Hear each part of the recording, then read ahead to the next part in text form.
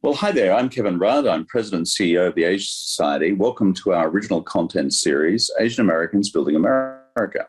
We're speaking with many, many people right across this great country from different backgrounds who are making an extraordinary impact in the community and around the world. And today we're joined by Malinda Lo, a New York Times bestselling author and winner of the National Book Award. Well done, Malinda, by the way. That's no small thing. Even I, as an author of nonfiction, understand that's a seriously big deal. So well done to you. So Malinda, tell us about your name. You have a link on your website and the background to your name. Where's your family from? Where have you spent most of your life? Give us the whole song and dance routine. The whole song and dance routine. Well, I was born in China. My family and I came to the U.S. when I was about 3.5. We moved to Colorado, actually. So I grew up in Colorado, right outside of Boulder. And okay. Even I know where Boulder is. yeah, it's right at the Rocky Mountains, right? So that's where I grew up. And I always wanted to be a writer. So I was writing stories from very early on. But as the child of immigrants, my parents were like, you cannot be a writer. They really wanted me to be, probably an engineer. My dad is an electrical engineer. But I didn't want to be an engineer. So I ended up moving to the East Coast for college, and I didn't study writing. I really did have that immigrant mentality that I have to get a good job and be a success in a job. And so I majored in economics and Chinese studies, and I thought I'd go into banking or something, and it didn't work out. Suffice it to say, finally, many years later. You were still a writer, is that right? In your heart of hearts, you were still a writer. That's right. You'd come down from engineering, you'd gone to economics. I can already anticipate the internal Chinese immigrant family having the internal fights over this. And then you still said to your bar, guess what, I'm still a writer. Yeah. When did you finally beat him into submission? I was in grad school for a long time, and I realized I hated it. I was in my late 20s by then, and I hated it so much I dropped out to be a writer. And my parents were not happy about that either. But, they love me and they support me. So they came around eventually. And for my most recent novel, Last Night at the Telegraph Club, they actually helped me with it quite a bit, because there is Chinese dialogue in the book, and I don't speak it fluently, nor do I write it fluently, despite all my years of graduate education in Chinese. So they were very kind to help me actually write the dialogue in that book. So they have totally come around. Well, that's great to hear. Look, as a foreign barbarian who's tried to wrap their head around Chinese, written and spoken, I share your pain, so it's okay.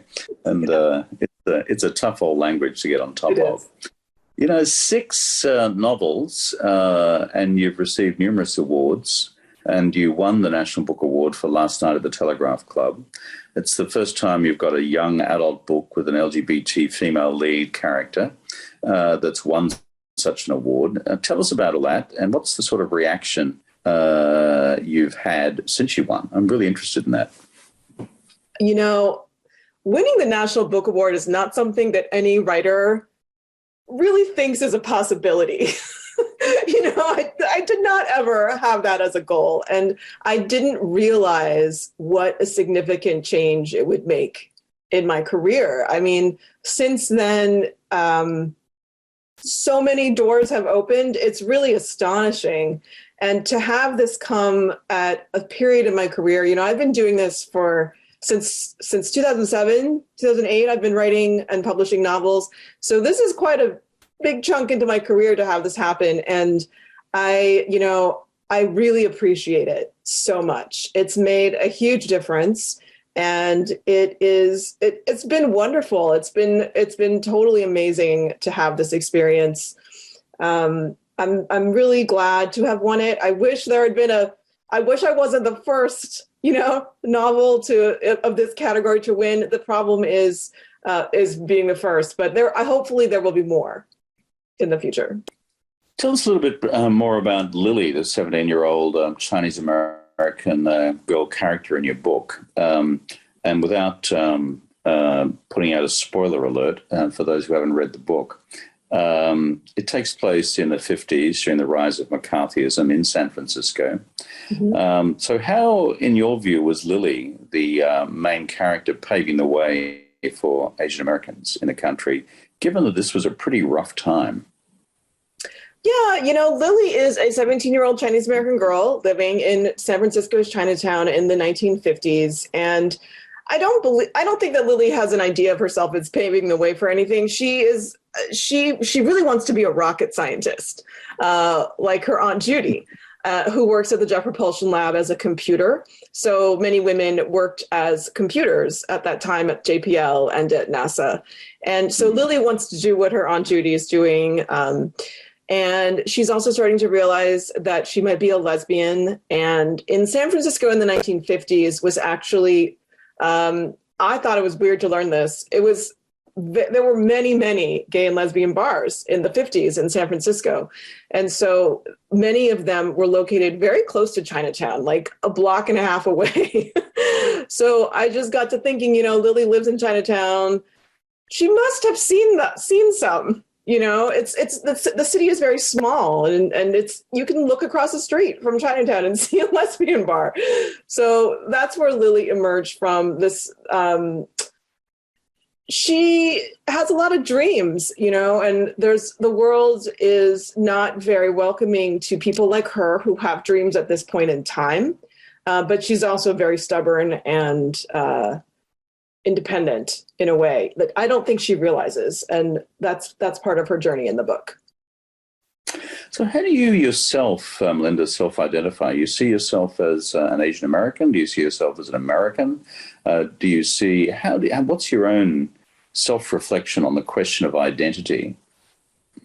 That's such a tough question. When I was growing up in Colorado, it was an all-white community, right? So I hated being identified as Asian American. I mean, I didn't hate it, but I was very upset about that because I was a naturalized citizen. I went to a naturalization ceremony when I was 8 years old, and I would insist that, I'm an American, which I am.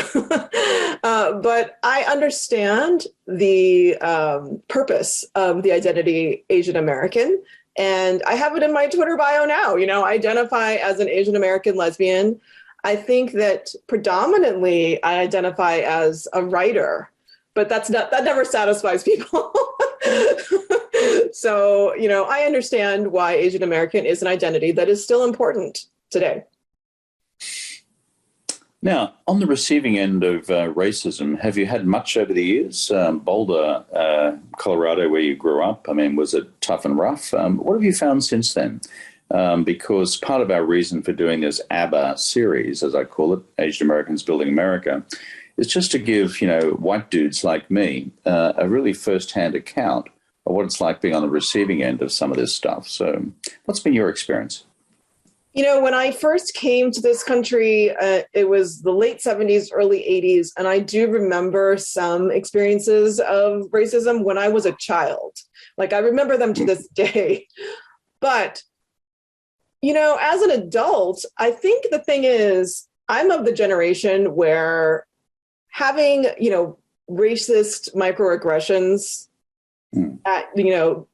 uttered at you is normal. It was not something that we would protest, and so they weren't ever, in my experience, violent, and they weren't ever even that terrible. They were largely ignorant, people trying to speak Chinese badly at me or ask me where I'm from originally, and it's like, it was all these little things that as an Asian American you're used to. And today, one thing I'm used to is being, mistaken for a different Asian American young adult author at an event. Like, this is something that happens, regularly.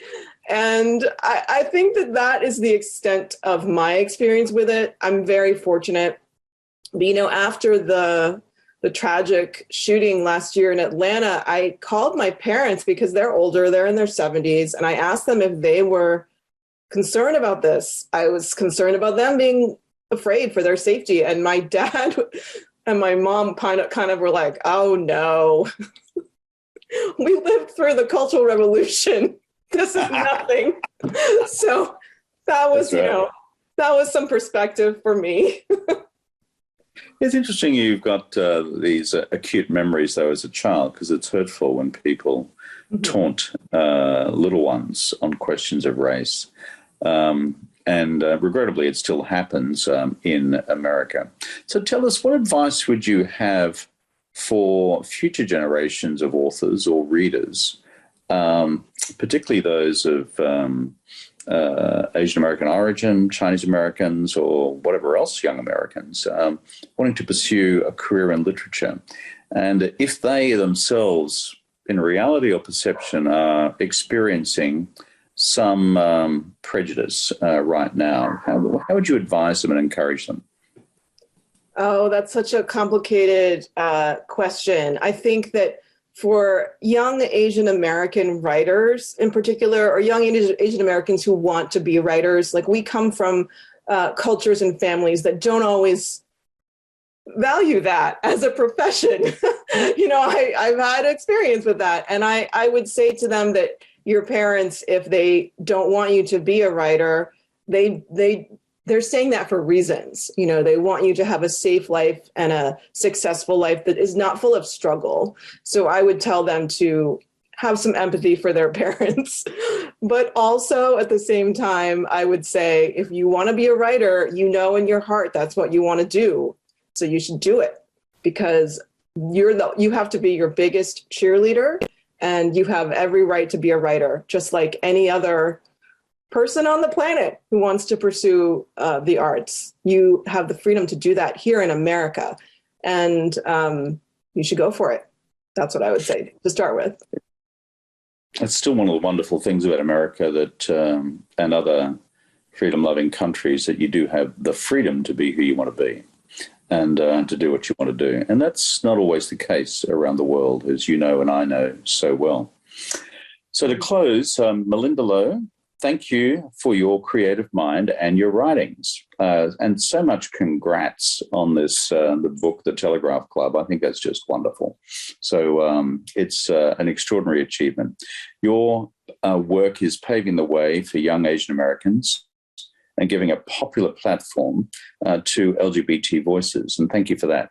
My name's Kevin Rudd, and I'm with the Asian Society. And thank you for joining us. Thank you so much for having me.